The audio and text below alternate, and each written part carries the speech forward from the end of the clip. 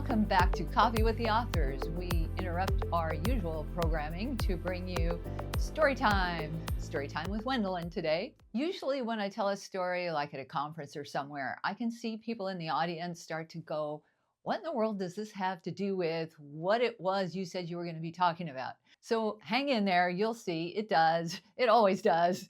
Anyway, once upon a time in a life that doesn't seem like it was that long ago, bad stuff happened that I'm not going to get into here. But we wound up living in a small, rundown rental in a rough part of town.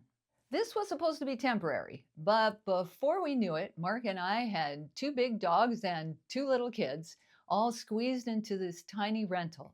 As part of the ongoing nonstop juggle of life, Mark and we had different days off. Mark worked weekends and he had Tuesday and Wednesday off, and I worked the traditional Monday through Friday. During this time, I began writing the Sammy Keys mysteries. Sammy lives in a rough part of town, and a lot of what was happening in our neighborhood wound up finding its way into Sammy's world, which brings us to the actual story. So I was home one weekend with the kids and the dogs, and I was doing the dishes, and in my mind, I was going through a kind of a situation in Sammy Keys and the Sisters of Mercy, the 3rd book in a series I had not yet placed the 1st book of. So I was continuing this story because I loved this character, and I was writing this 3rd book. And in this 3rd book, Sammy, who lives in a rough neighborhood and is disenfranchised, she discovers that there's this girl living down at the riverbed in her town. And this girl has taken a refrigerator box and she has converted it into her home. So she's covered it with tumbleweeds and she's camouflaged it and everything. So Sammy, she lives in this high rise with her grandmother because her mother's decided she has better things to do with her life than to be her mother at the moment. And Sammy's living situation is one that she does not appreciate. Even though she has a grandmother who loves her and takes care of her, and she has a roof over her head, she's disgruntled about the whole thing.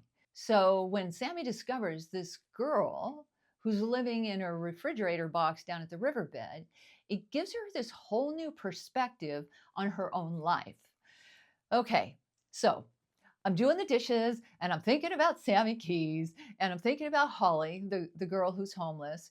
And this is all running through my mind, how this story is going to unfold when I finally get a chance to get back to the keyboard. And then there's this knock at our door. So there's a knock at the door. I go over to the door. The dogs go over to the door. I pull aside the curtain and I see that there's this woman and she's wearing this bright pink dress.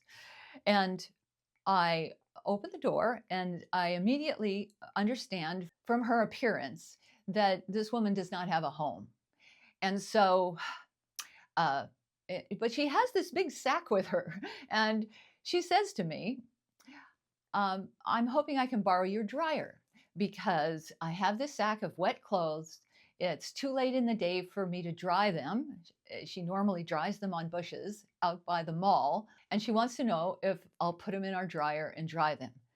My knee-jerk reaction was no, because I'm home alone with these 2 kids and these 2 dogs, and I got a lot going on, and I don't know what's actually in that sack. I don't know this woman at all. And do I want to take this from her? Do I really want to put that in my dryer? I don't know. No, I don't.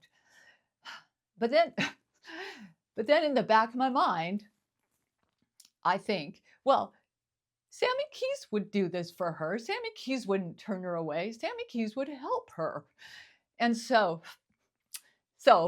I had this thought and I wound up, wow. So I take the woman's clothes and I tell her that we had a little bench on our porch and I said, you sit right there. So I close the door and my kids are like, who's that, Mom? Who's that?